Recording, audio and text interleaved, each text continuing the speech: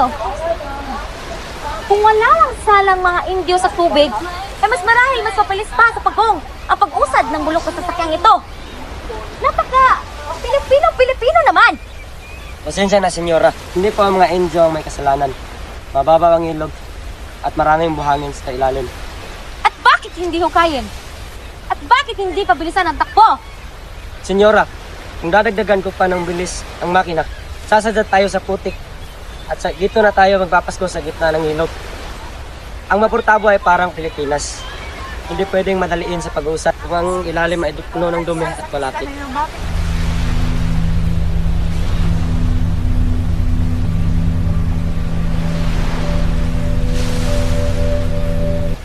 Siyensya, mga Ginoo. Kung wala ang kasanayan ng mga siyentipiko, ay wala tayong pinag-iba sa mga mangingisda na nunundot lamang ng putik sa ilog. Siyensya? Karanasan at kailangan ng mga tao, hindi kay Lipro or Benzaib. Tunay nga. Tignan mo ang Puente del Caprici. Itinayo lamang ng isang simpleng Franciscan, hindi ng architect Silvi, ngunit nakatayo pa rin ito. Habang ang inyong scientificong tulay ay kumugugula. Paglalayag, komunikasyon, ang mabagal na papatay sa barkong ito. Simple lamang ang problemang iyan, Patri. Nangangailangan lamang ng simpleng lohika. Lohika? Senyor Simon, anong lohika ang iyong solusyon? Umukay ng tuwid na kanal mula sa bukana ng ilog tungo sa lawa na dadaan mismo sa Maynila. Ibaon ang lumang Pasig, paikliin ang biyahe at tatapusin ang problema sa Badli. Ngunit ang gastos at ang pagpagawa, sino ang magbayad sa mga manggagawa? Magbayad? Gamitin ang mga bilanggo. At kung hindi pa yon sapat, pilitin ang bawat lalaki, bata man o matanda, na magtrabaho sa loob ng 5 buwan sa halip na 15 araw. Hayaan silang magdala ng kanilang mga kagamitan at pagkain. At kung sila ay lumaban, hayaan ang mga militar na disiplinahin sila. Maghihimagsik sila. Mag-aaklas ang taong bayan.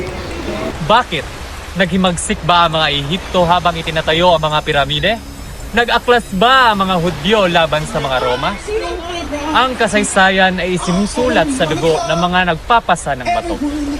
Tinatawag ninyo ang inyong mga sarili na haligi ng simbahan, ngunit natatakot kayo sa mismong mga taong na dapat nanginginig sa harapan ninyo. Mulato!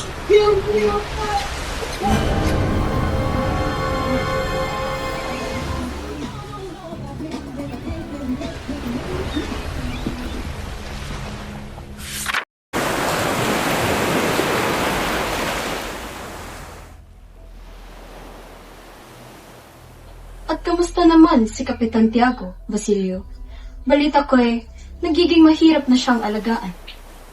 Mabuti naman po sa abot ng makakaya, Kapitan.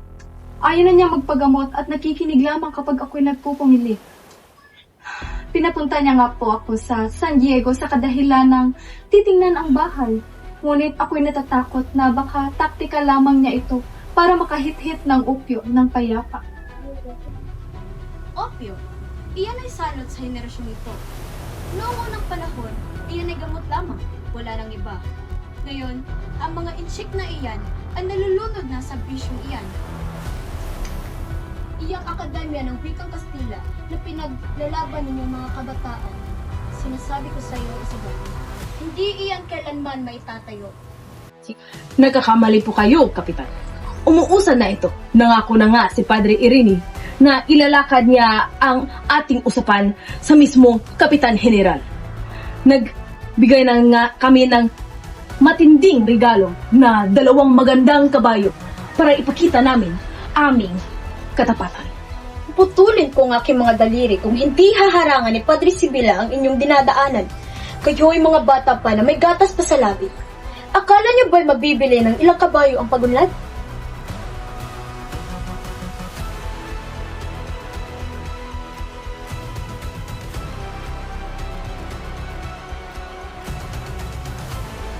Pagbati, Basilio. Bakasyon? Sino yung kasama? Si Isagani po, Don Simon. Siya galing sa Karatig na bayan. At kamusta naman ang inyong lalawigan? Masyado pa rin ba itong mahirap para makabili ng kahit pinakamaliit na hiyas? Hindi kami bumibili ng mga hiyas dahil hindi yan namin kailangan. Ika, uminom tayo ng serbesa para sa kasaganaan ng inyong lalawigan. Hindi po kami umiinom, Don Simon. Sabi nga ho ni Padre Camora, ang kakulangan ng enerhiya sa bayang ito ay dahil ang mga tao ay mahilig uminom ng tubig. Sabihin niyo kay Padre Camora na kung kami ay uminom ng serbesa, halip ng tubig.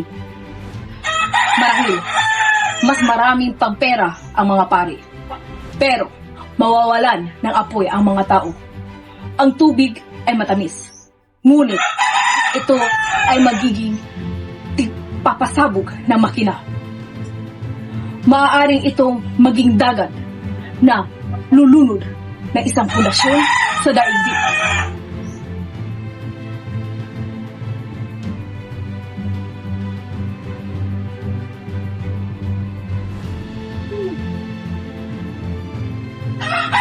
Isang bulkan ang malapit na sumabog.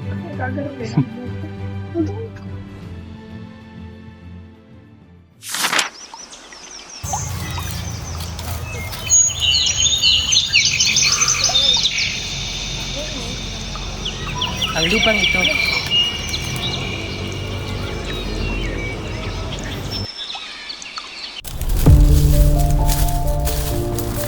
Ales!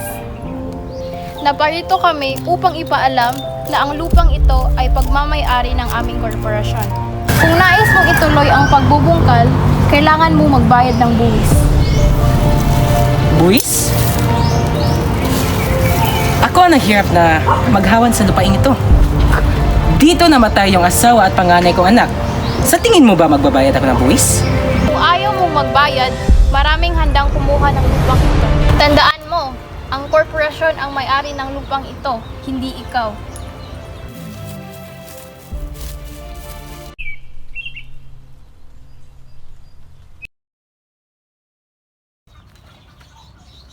Lakad, lakad.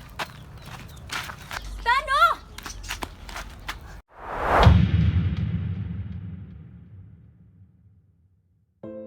Ama! Nagilan mo sila! Ang kapatid ko! Huli! Ingatan mo si Lolo! Ama! Huwag mo bibitawan ang lupa! Lakad, lakad. Ang utos ng gobernador ay hindi hinihintay ang iyak ng babae.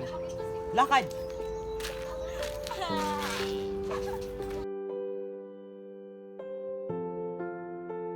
Talis, anak, isipin mo lang ay yung binayad ay parang nahulog sa tubig o kaya'y natalo sa sugat. Huwag kang lumaban sa kanila. Ang palayok hindi makalaban sa kawali. Hanggang kailanan, ma? Ngayong taon itinaas na naman nila ang buwis. Yung pinaghirapan nating pera, napupunta lang sa mga busog niyang tiyan. Ibibigay ko lamang ang lupang ito sa taong nagdilig ng kanilang sariling dugo at naglibing ng kanilang asawa at anak.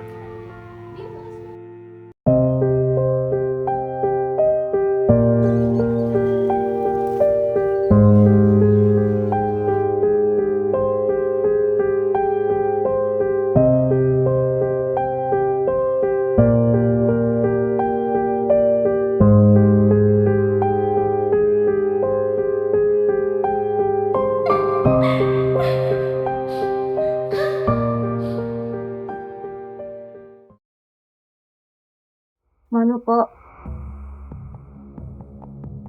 Lolo, kailangan ko pong mamasukan bilang katulong kay Hermana Pensyang. Kailangan po nating matubos si tatay sa mga pilisan. Ang 500 binihingi nila ay hindi kayang buuin ng ating mga pananim at ang aking mga alahas na binibenta.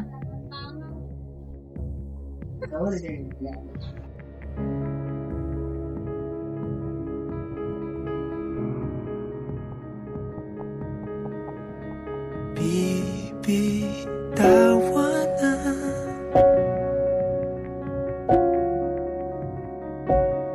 kita.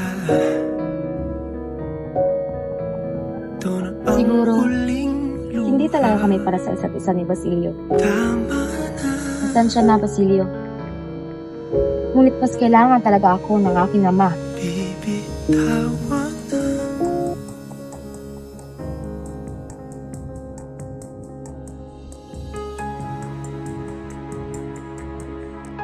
Nariyan ka na pala. Huwag kang mag-alala. Tuturuan kita kung paano maging isang tunay na Kristiyano. Ang panalangin ang maglilinis ng iyong makasalanang pamilya. Mag-umpisa ka ng maglinis ng puso.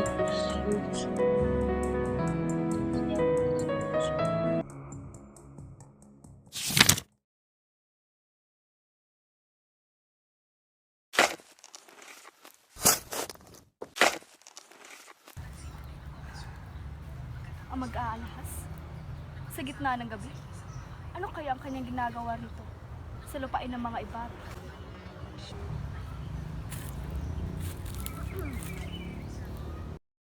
Maaari ba kitang tulungan, Ginoo? 13 taon na rin ang nakakalipas mula nang tulungan mo akong ilibing ang makahina. Ginoong Ibarra. Anong sabi mo? Isang malaking pagkakamali ang iyong ginawa, Basilio. Alam mo ang lihim na maaaring makapagpabagsak sa aking mga plano. Isang kalabit lamang ng aking mitsa, mawawala ang tanging saksi sa aking pagbabalik. Kung sa tingin ninyo ay kamatayan ko ang kasagutan, gawin ninyo. Ngunit tandaan mo, pareho lamang tayong biktima ng sistemang ito. Pareho tayong may utang na loob sa lupaing ito. Nakikita mo ba ang iyong sarili, Basilio? Isang estudyanteng nagnanais sa akademya ng wikang Kastila. Akala niyo ba na ang wikang iyan ang magliligtas sa inyo? Ang wikang iyan ang papatay sa inyong pagkakakilanlan. Ginagawa ninyong alipin ang inyong mga sarili sa isang kultura na kailanman hindi kayo tatanggapin.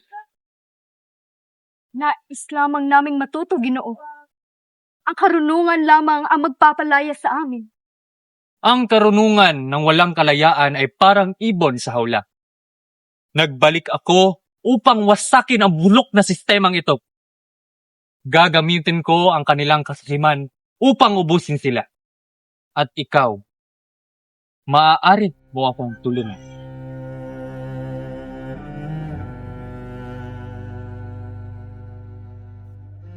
Ayoko nang dumanak pa ang dugo. Nais ko lamang ay katahimikan at makapagtapos ng pag-aaral para paglingkuran ang aking kapwa. Katahimikan? Walang katahimikan sa bayang alipin. Ngunit sige, lumakad ka na. Mamuhay ka sa iyong mga pangarap. Ngunit tandaan mo, kung hindi na kaya ng iyong mga libro na iligtas ang mga mahal mo sa buhay, hanapin mo ako.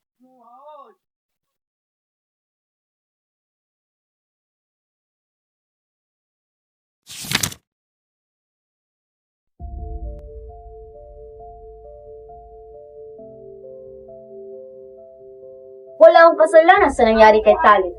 Ginawa ko lang ang utos na kubisahin ng kanyang mga arma. Kung hindi siya naging matigas, hindi siya malakip ng mga tulisan. Pero Ginoo, dahil sa pagkuha ninyo ng kanyang baril, wala na siyang pandedepensa sa sarili. Batas ay bata. Ang katimikan ng bayan ang aking inuuna. Ang kanyang kamalasan ay bunga ng kanyang sariling kapalaran. Kasalanan ito ni Basilio. Kung hindi lamang siya nag-aaral sa Maynila at nagdala ng masamang libro, hindi sana maghihirap ang pamilya ni Huli. Ang pagkapipi ni Tandanselo, iyan ay babala. Magdasal ka pa, bata. Kahit 10 ama namin ay hindi kayang tubusin ang kasalanan ng iyong ama na pumatay ng maraming tao sa gubat.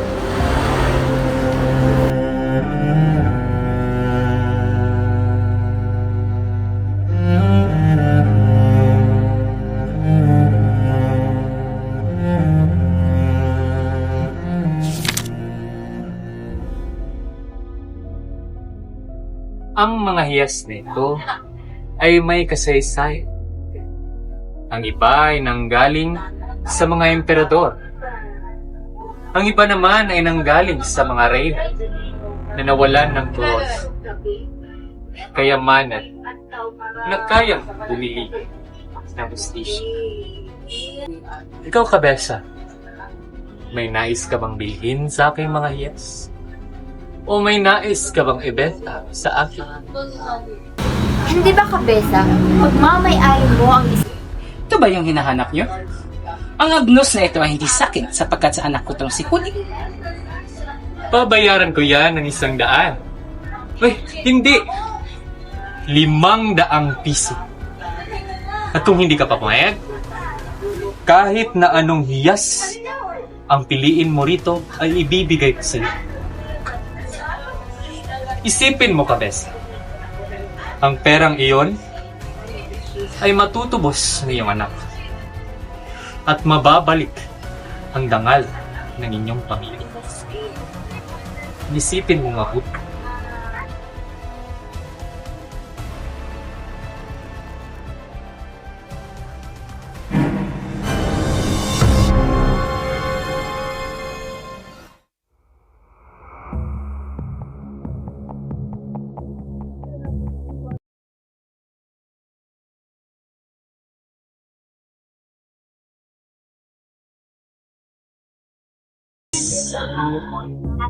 Nakita ko na aking mga tao.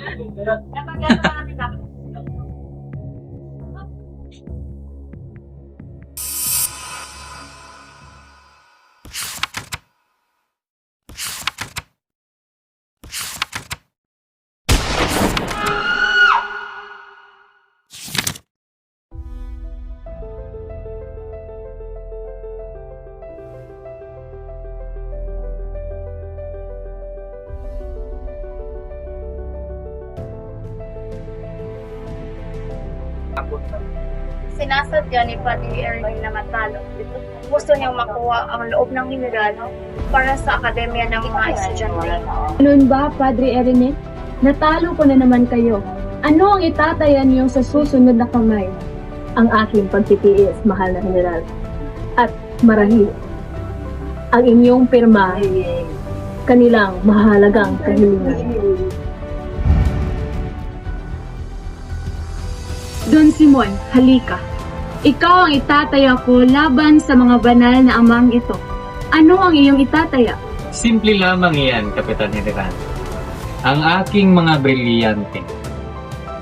Ngunit kayo, mga padre, ano ang inyong itataya? Wala naman kayong mga pera. Itataya niyo ba ang mga pangako ninyong kabutihan? O ang sermon ng pagtitiis? O ang inyong kapangyarihang magpalayas sa mga tao sa kani-kanilang mga lupa? Don Simon, masyado ka tanga-tangahas. Gusto ko ng malalaking taya. Kung ako ay matalo, sa inyo na ang aking mga bilyan. At kung ako ay manalo, may isa lamang akong hihilingin sa Kapitan General.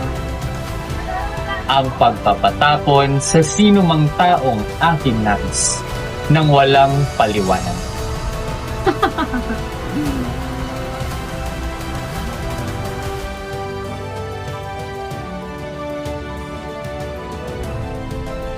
Ito na ang hiling ng mga estudyante sa Akademya ng Wikang Kastila. Mahal na General.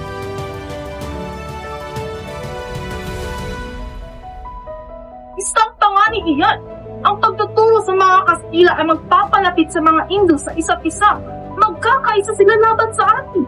Ngunit ito ay isang progresibong hakbang. Pag-iisipan ko, Don Custodio. Ikaw ang gumagawa ng solusyon na hindi makakasama sa simbahan, pero tila pabor sa mga bata. Sa maikling salita, paikutin mo sila.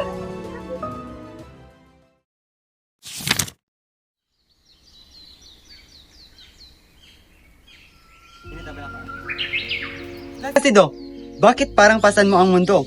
Hindi mo ba alam ang baligta? Nag-aliw kami kasama ang General sa Los Baños. Napakagaling, hindi ba?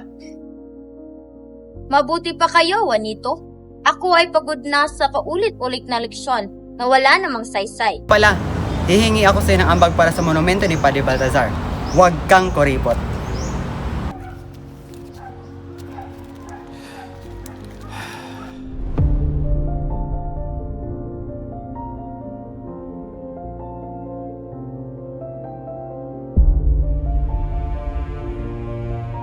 Placido, pirmahan mo ito para ito sa ating lahat. Baka maging mitsa lamang ito ng bulong. Kilalanin niyo ang mga praile. Huwag kang pumirma, Placido. Mapangalib iyan. Tama ang iyong naging desisyon.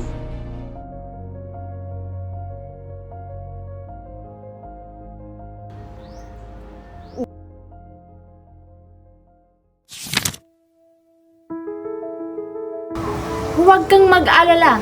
Ang katwiran ay nasa panig natin. Ang mga Espanya ay hindi magkakait sa liwanag sa kanilang mga anak.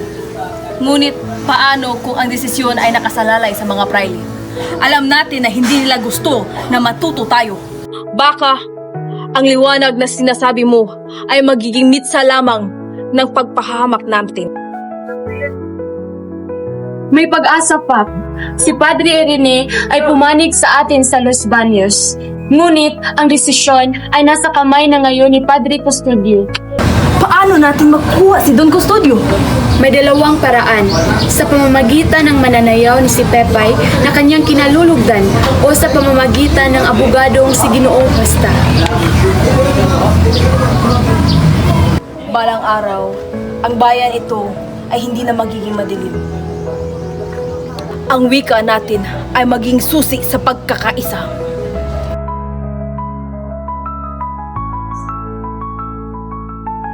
Binata, anong may paglilingkod ko sa iyo? Ginoo, narito po ako sa ngalan ng estudyante. Humingi ako sa inyo ng tulong at payo para sa itatayo naming Akademya ng Wikang Kastila. Isagani, isa kang matalinong bata. Ngunit ang iyong nais ay isang panganib.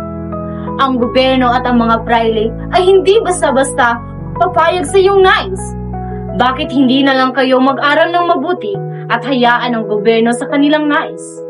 Ngunit Ginoo, ang edukasyon ay karapatan namin. Ang pagkatuto ng Wikang Kastila ay magbubukas ng pinto para sa ating lahat.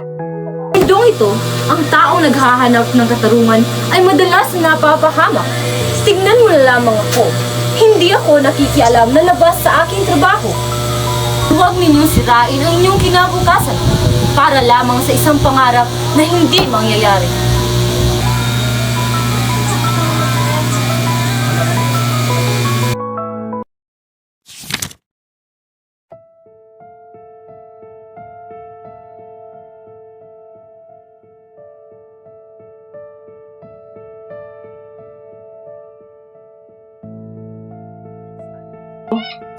Don Simon, tulungan mo ako.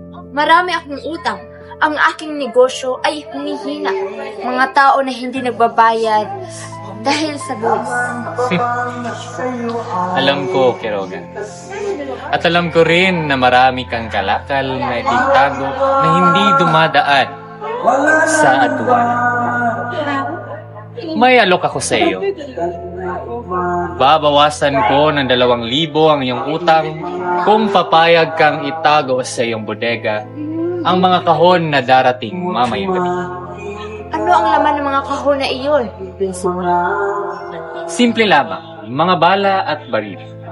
Pero huwag kang mag-alala. Hindi naman iyon para sa iyo.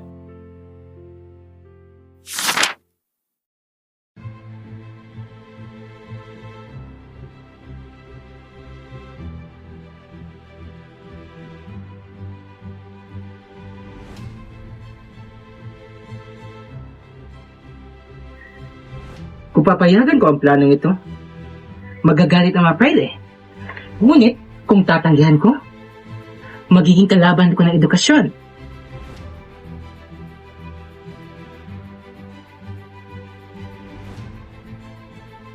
Haha! Eureka! Gagamitin ko ang plano ng mga praile, ngunit, lagyan ko ng anyong pagbabago. Ang mga praile ay gagawin kong mga tagapamahala ng akademya at yung mga estudyante ay pababayaran ko. Nasaan na yung book?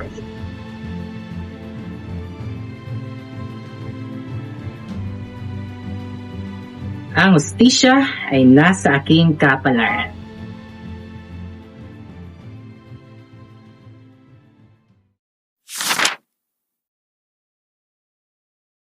Huwag mong aminin ang katotohanan. Hindi ko kakayanin at ayokong masaktan. Kung pag-ibig sa'kin ay mamamaalam, huwag mong aminin. Tila nakalimutan na niya ang kanyang mga pangako sa isang sulyap lamang ng kayamanan. Pinayagan ng akademya, ngunit ito ay pinamamahalaan ng mga Dominiko. Ang mga estudyante ay ginawang kolektor ng mga pondo. Tayo ay tinalo sa sarili nating laro. Ginoo, narito po ako upang ihatid sa iyo ang balita ng isang malungkot na pangyayari. Sa kumbento, si Maria Clara, wala na pa siya. Anong sabi mo? Hindi maaari. Nagpunta ako rito.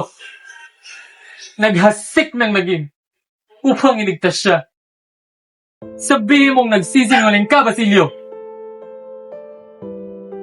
Kanina lamang pong hapon narinig ko ang kampana. Kinumpirma na ni Padre Sal ang kanyang pagpana. Malaya na ang kanyang kaluluwa sa mga pader ng kumbento. Iwan mo muna ako, Basilio. Malis ka. Maria Clara. Mahal ko. Mahal ko.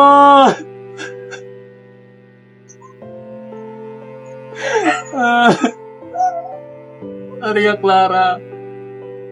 Bakit mo ako iniwan?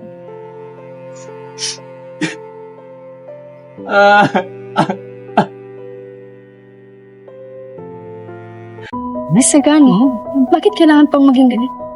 Bakit ayaw mo nalang sumunod sa Agos? Ang iyong mga pangarap para sa bayan ay magdadala lamang sa iyo sa kapahamakan. Paulita, ang pangarap ko ay hindi lang para sa akin, kundi para sa ating lahat.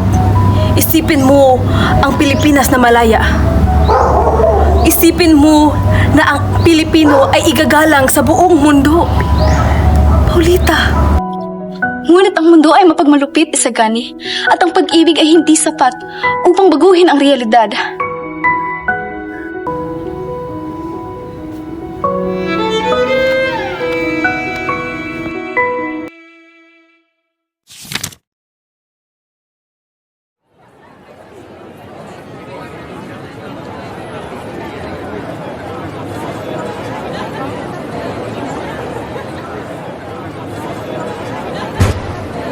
Para Camden Custodio at ang kanyang mga proyekto.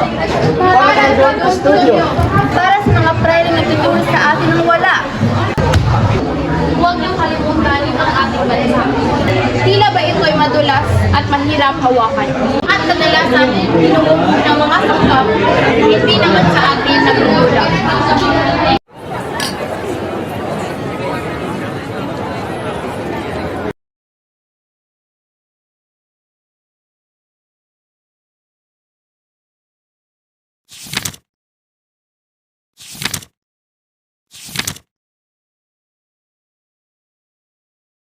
Nauli, isipin mo si Basilio. Isang salita lang ng padre, malaya ng katipan mo. Ayoko po! Nakakatakot po siya. Tignan niyo po ang kanyang mga mata. Kamusta? Magandang dilas. Wala ba nga? Hermana Bale, Diyan daw. iwan mo muna kami. May malaga pa kaming pag-uusapan. Go.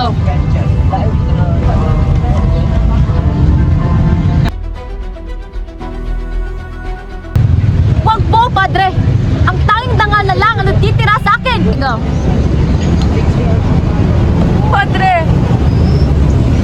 Nagmamakaawa po ako! Wala pong kasalanan si Basilio! Kawaan mo po kami! Ang aking pamilya! Nagmamakaawa po ako!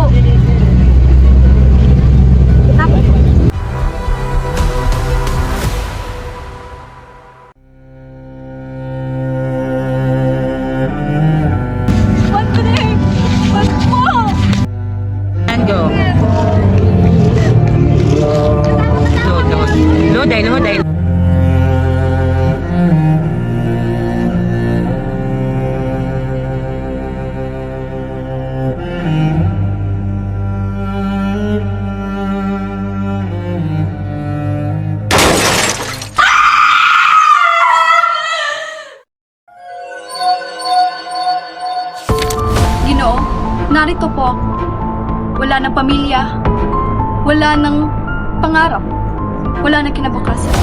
Ako'y handa na po sa iyong pag-uutos. Mabuti, Basilio. Narito ang iyong gagawin. Ngayong gabi, sa piging ni Juanito at Paulita, mangyayari ang pagbabago. Naroon ang mga tagapamahalaan at ang mga pre. Isang pagsabog ang wawakas sa lahat.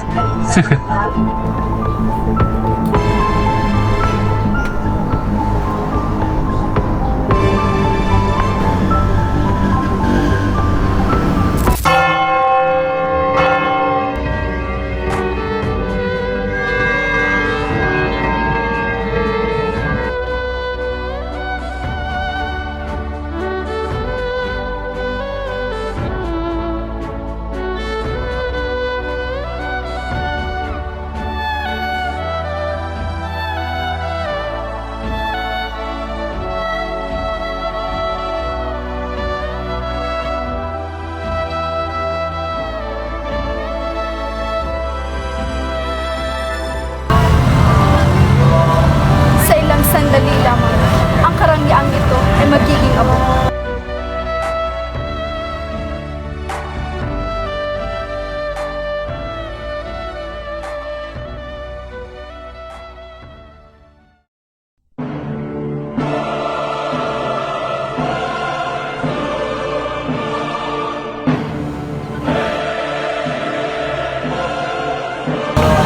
Magnanakaw! Hoy, alipin mo kahit hindi batid. Aminin ko minsan ako'y mali. Sana Kung ang pagmamahal ay pagsasakripisyo, handa akong palayain ka kahit ako ang masaktan. Paulita. Pagkat ikaw lang ang nais makatabi.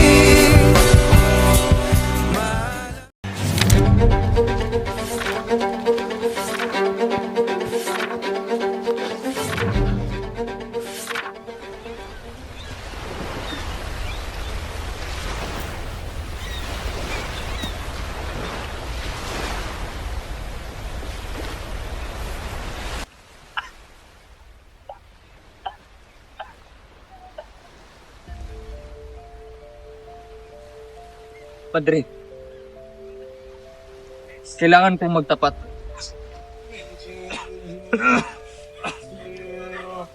Ako si Crisostomo Ibarra. Nagbalik ako upang wasakin ang sistemang sumira sa aking buhay. Ngunit, ako ay nabigo. Bakit, Padre?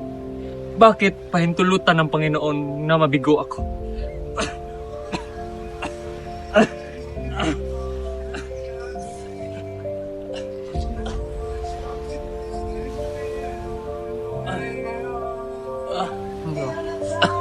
Ginoong Simon, ang puta hindi kailanman makabuo ng isang matatag na bansa. Ang kalayaan ay hindi kailanman makukuha gamit ang pandaraya at pagpatay. Kundi makukuha ito sa sakripisyo, pagmahal at pagpakatao. Sana'y hindi ka pahintulutan ng Diyos sa iyong mga ginagawa at mabigo ang iyong plano.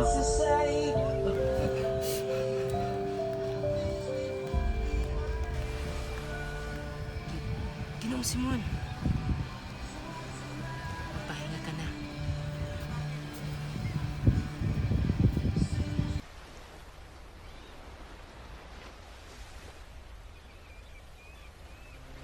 At kung kailanganin ka ng mga tao para sa iyong marangal na layunin, kukunin ka sa kailaliman ng dagat. Ngunit sa ngayon, magtago ka muna.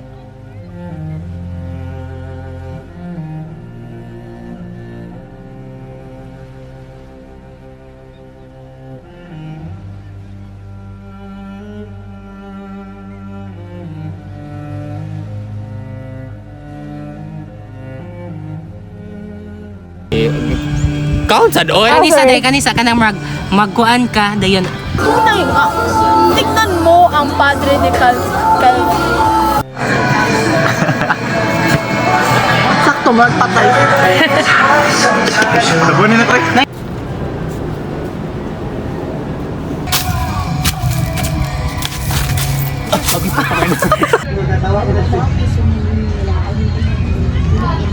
Play na na? Wala man. Wala man lino. Isbagi gamay. Atras eh. Okay, behind the scenes. Behind the scenes. Ang aking mga Wa ba ni behind the scenes? Talikod mo kay behind the scenes. Para sa lahat na. Para sa ating lahat. Tao yun.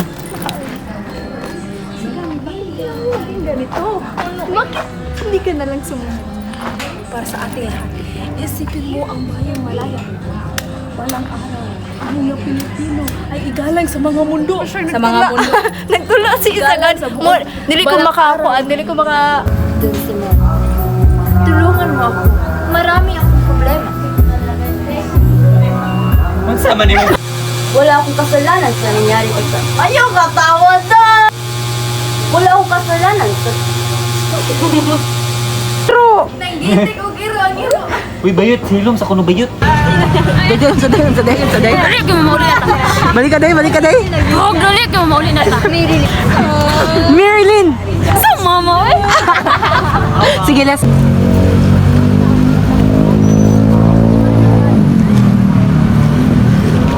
Ikaw na video man. Ikaw yan guys. Action, wapa oy. Wala ng apoy ang mga tao. Maaaring ito wala ng apoy ang mga tao. Maaaring ito Dali ka tao, dili.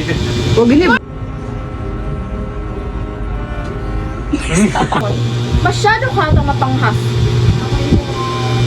Uy, feel ko ba niya? Ano? Marlin na yun, be? Ano sa silpong niya ba?